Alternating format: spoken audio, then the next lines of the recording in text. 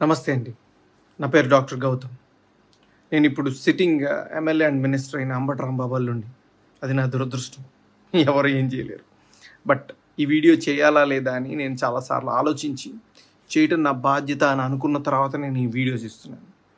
అంబటి రాంబాబు అంత నీచుడు, నికృష్టుడు, దరిద్రుడు, శవాల మీద పేలాలు ఏరుకునే రకాన్ని నేను నా జీవితంలో చూడలేదు. రోజు పొద్దున్నే దండం పెట్టుకునేటప్పుడు ఇంతటి నీచుడిని ఇంకొకసారి నా లైఫ్లో ఇంట్రడ్యూస్ చేయకు స్వామి అని ఎప్పుడు కోరుకుంటూ దండం పెట్టుకుంటుంటా.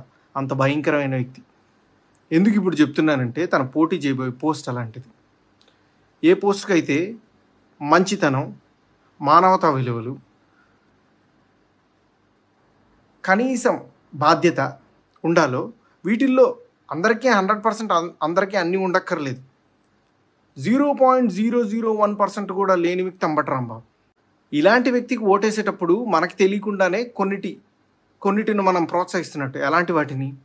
ఎవరైతే నిస్సిగ్గుగా ఎంత పెద్ద గొంతేసుకొని ఎంత పెద్ద అబద్ధాన్ని అరిచినా సరే దాన్ని నిజం చేయొచ్చు అన్న కాన్ఫిడెన్స్తో బతుకుతారో సమాజంలో అలాంటి వాళ్ళకి ఓటేస్తున్నట్టు.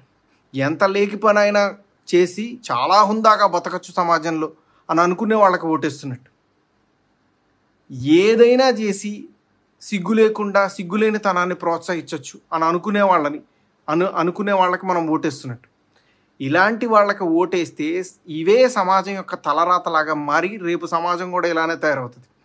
దీన్ని ప్రజలు గమనించి సరైన ఓటుతో సరైన బాధ్యతతో ఓటేసి సరిగ్గా నాయకుడిని ఎంచుకుంటారని ఆశిస్తూ నమస్తే.